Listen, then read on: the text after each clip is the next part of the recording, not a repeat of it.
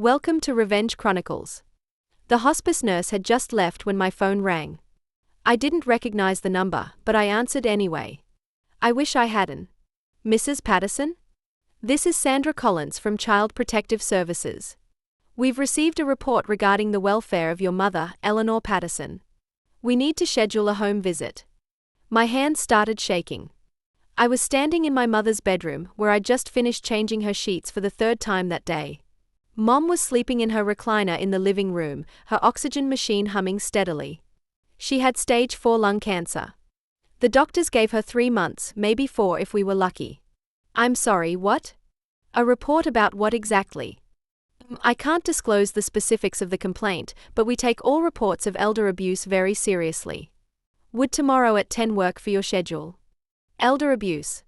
The words hit me like a punch to the stomach. Yes. Tomorrow at 10 is fine. I hung up and sank onto my mother's bed. The sheets smelled like lavender.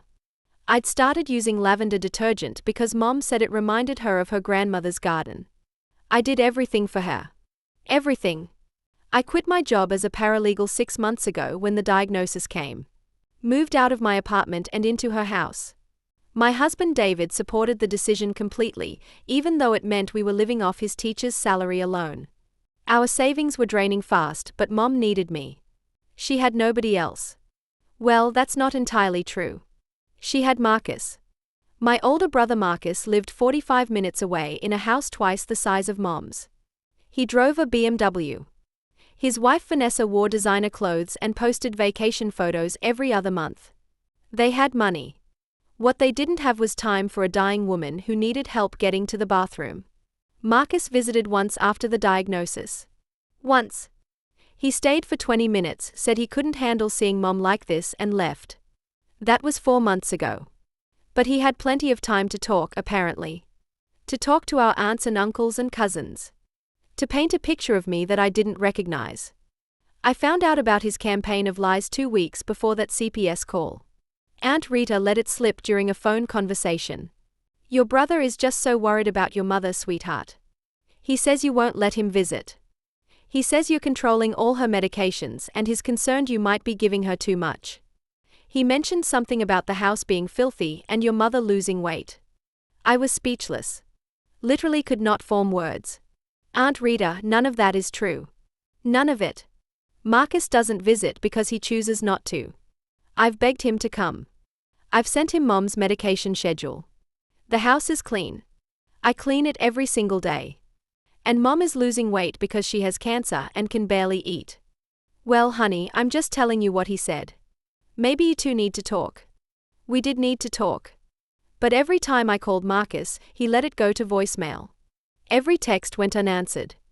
He was too busy destroying my reputation to actually speak with me. After the CPS call, I knew I needed to do something. David suggested cameras. At first, I resisted. It felt like an invasion of Mom's privacy. But David pointed out that we needed to protect ourselves and protect Mom from whatever lies Marcus was spreading. We installed 4 cameras. 1 in the living room where Mom spent most of her time. 1 in the kitchen. 1 in the hallway near her bedroom. 1 covering the front door. All with audio. All recording 24/7. The CPS visit went fine. Sandra Collins was professional and thorough. She checked Mom's medications, all properly labeled and logged. She saw the clean house. She observed me helping Mom eat lunch, spoonful by spoonful, because Mom's hands shook too badly to feed herself. She reviewed the hospice care records. She talked to Mom privately. When she finished, Sandra pulled me aside. Mrs. Patterson, I want you to know that I see no evidence of abuse or neglect here. What I see is a daughter providing exceptional care under very difficult circumstances. Your mother is lucky to have you. I cried. Right there in front of this stranger, I broke down sobbing. She hugged me. These calls are often made by family members who don't understand the situation or who have their own issues. Keep doing what you're doing. I kept recording. Over the next 3 weeks, those cameras captured everything. They captured me giving Mom her morning medications at exactly 7 a.m., 8 a.m., noon, 4 p.m., and 8 p.m. They captured me making her favorite soup, pureed, because she couldn't swallow solids anymore. They captured me reading to her for hours because she loved murder mysteries, but her eyes tired too quickly. They captured me helping her to the bathroom with patience and dignity. They captured me crying in the kitchen after she fell asleep because I knew I was losing her and it was destroying me. The cameras also captured what they didn't show. They didn't show Marcus. Not once. They didn't show Aunt Rita or Uncle Don or any of the relatives who apparently believed my brother's lies. They showed me alone, caring for our mother while the rest of the family stayed away. Then Thanksgiving arrived. Marcus called Mom's house phone, knowing I'd answer. "Hey sis. Listen, Vanessa and I were thinking we should do Christmas at Mom's this year. You know, since it might be her last. We'll invite everyone. Make it special." I nearly dropped the phone.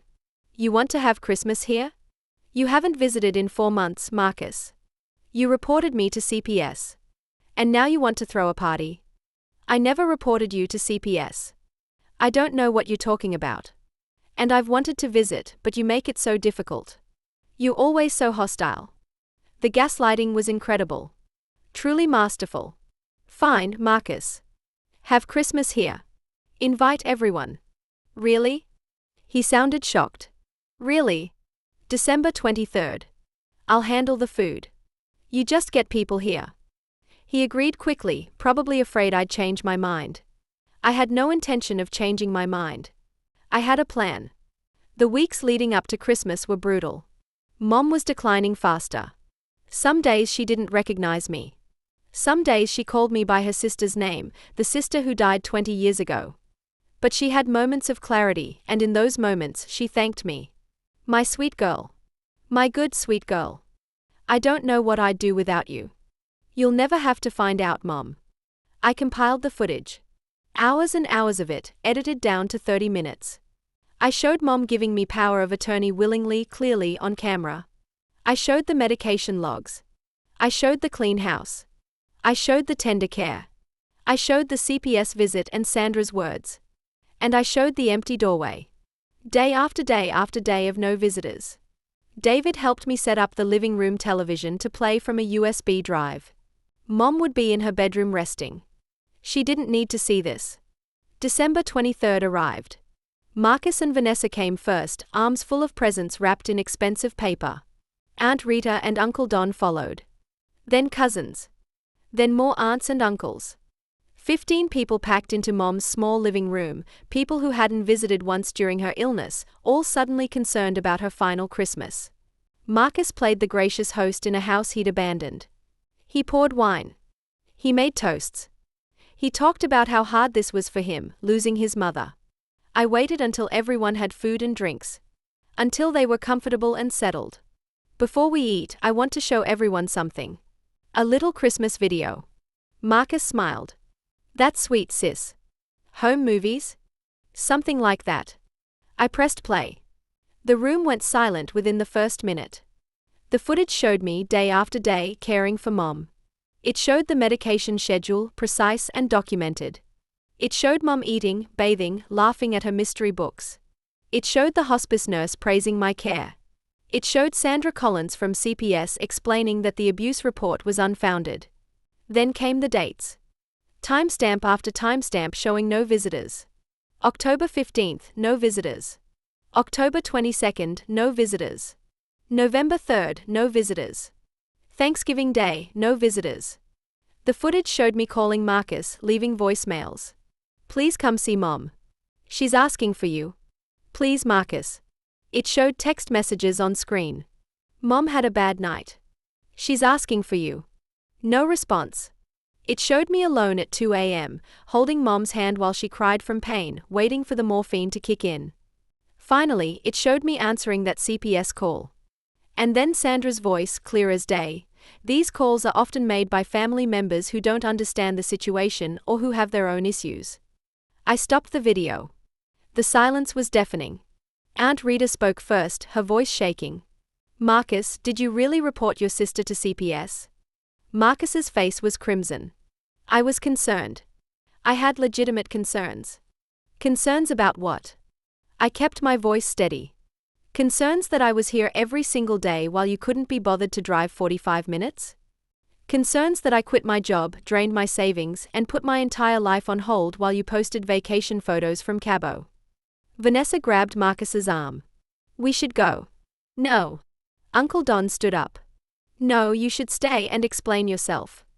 Your sister has been killing herself taking care of your mother alone, and you've been telling us she's abusing Eleanor? We believed you, Marcus. We stayed away because we believed you. That's not exactly what I said. Marcus was backpedaling now. I have the voicemails you left me, Aunt Rita said quietly. I have the texts. You said Sarah was isolating your mother. You said she was after the inheritance. You said she was giving Eleanor too many pills. We believed you because you're family. We didn't visit because you made us think we weren't welcome. I felt tears streaming down my face, but I didn't care anymore. Do you want to know what Mom's inheritance is, Marcus?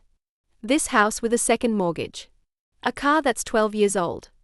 And about $8,000 in savings that's almost gone because I've been paying for things insurance won't cover. That's it. That's what you thought I was after. Marcus stood up abruptly. This is ridiculous. I'm not going to stand here and be attacked. I was worried about our mother.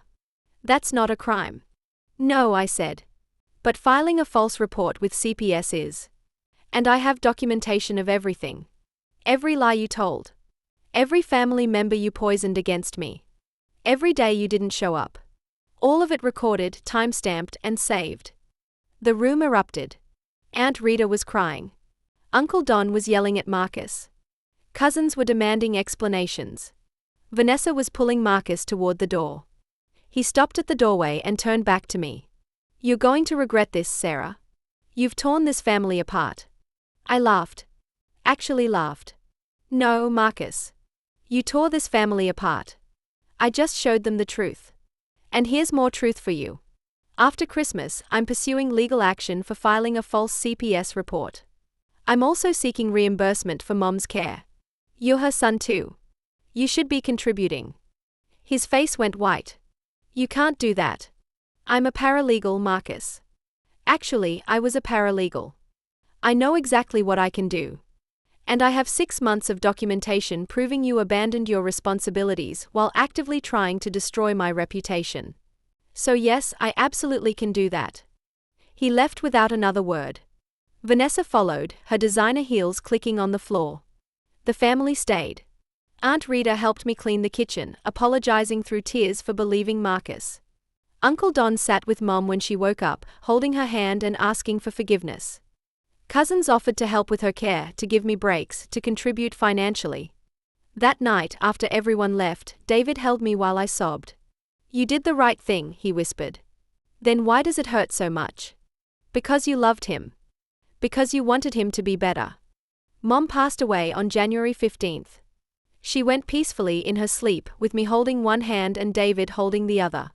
Aunt Rita was there. Uncle Don was there. Marcus was not. At the funeral, Marcus tried to speak. He stood at the podium and opened his mouth, but nothing came out. The family stared at him in silence.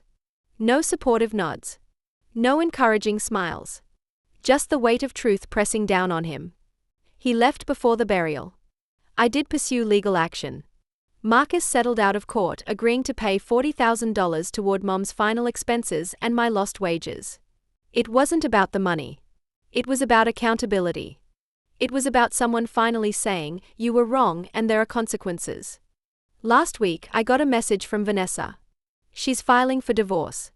Apparently, Marcus's behavior toward me wasn't an isolated incident. Apparently, he'd been lying to her about finances, about work, about everything. She thanked me for the Christmas video. She said it opened her eyes. I don't feel victorious. I feel tired. I feel sad. I miss my mother every single day. I miss the brother I thought I had, the one who was supposed to be my partner in grief. But I also feel free. Free from the weight of lies. Free from the need to prove myself. Free from the toxic obligation to protect someone who tried to destroy me. Mom's house sold last month. I used my share to pay off our debts and put a down payment on a small place closer to David's school. It has a garden in the back. I'm planting lavender. If you're watching this and you're in a similar situation, caring for someone alone while family members criticize from the sidelines, please know that you're not crazy. Document everything. Protect yourself. And when the time is right, let the truth speak for itself. The truth is loud. The truth is undeniable. And the truth, eventually, will set you free. Thank you for watching until the end. If this story resonated with you, please subscribe to our channel and check out more of our videos. Your support means everything to us, and we have many more powerful stories of truth, justice, and healing to share with you.